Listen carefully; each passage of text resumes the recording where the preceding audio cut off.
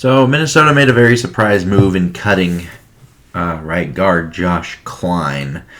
So Kline did have some concussion problems, making him miss a few games, but he was still Minnesota's most consistent interior offensive lineman.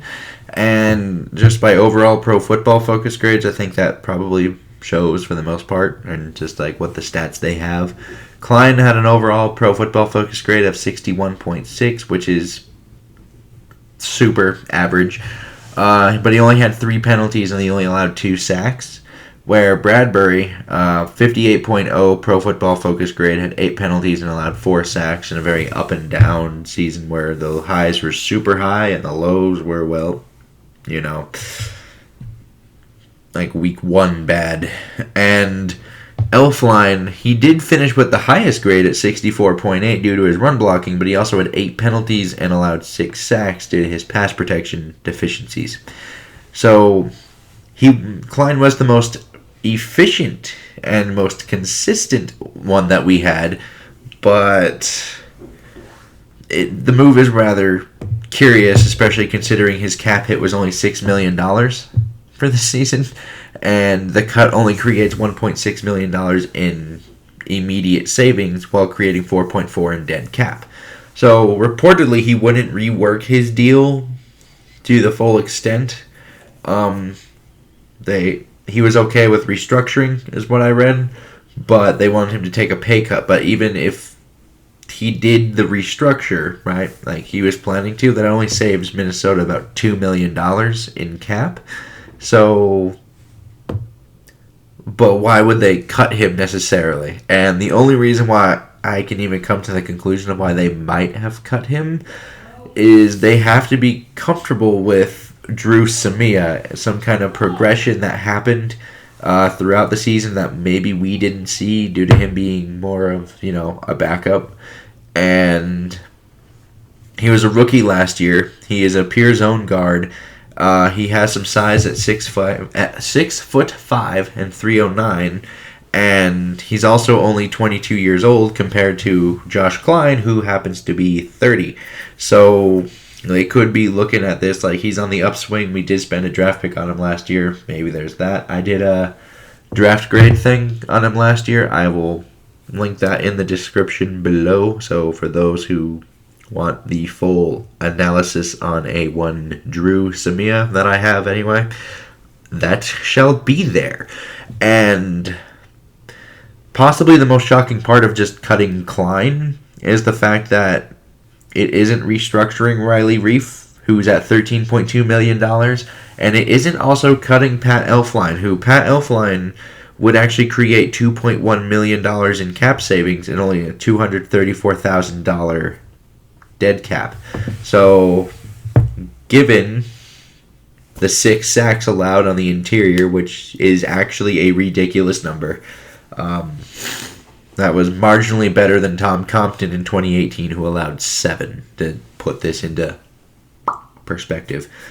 And the only reason why they may not necessarily have given up on Pat Elfline just yet, even though there's a lot of people who have, is with Elfline, it's always something, right? It's always something. Obviously, his first year, he struggled being a rookie center, but, most rookie centers do struggle, so that's kind of forgivable at that juncture. But then, he got hurt in that NFC Championship game in 2017 in his rookie year. He had to get off-season surgeries. He couldn't even practice till, week 2, and then he didn't really start to look even healthy till towards the middle-ish end of the season. So it's kind of he had a really down year, but he was hurt for all of it. And then obviously in 2019 he switched positions from center to left guard, and some will be like, well, he was a guard in college, but he was a right guard, which once again, you have to mirror everything once you flip sides from an offensive lineman. So him going from center to left guard after being a right guard going to center in college and then going to left guard after center in the NFL, it wasn't the smoothest transition, and this is the first offseason where it's not like there isn't something weird. He's not a rookie. He's not learning a new system for the first time in his NFL career. He's not switching positions. He's not hurt. And I'm not trying to defend him. I want to make sure that's clear. I'm not trying to defend the play that he had. His pass protection has been atrocious for the last couple of years now, and that really needs to improve. But logically, there's reasons there from a normal football standpoint to think he could improve. And like I said, for the first time, he's not even learning a new system, which is super helpful. And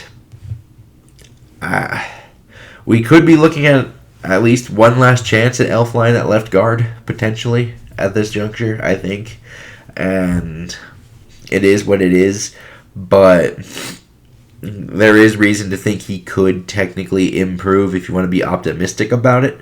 I don't know if I get my hopes up in the pass protection thing, because sometimes I feel like he's just not that, he's just matched up with a better athlete and it happens.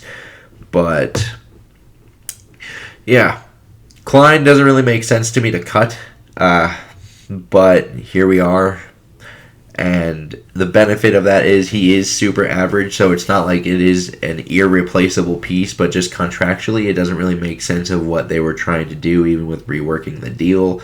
I don't think you save much at all, so even when you cut him, I think you probably save what they probably would have saved had they pretty much reworked the deal. Like, it's pretty close.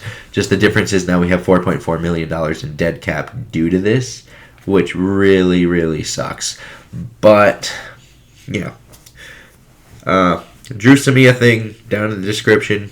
And then even below that, comments, suggestions, opinions. Always fun. And what's also good, liking and subscribing. And until next time, I bid y'all adieu.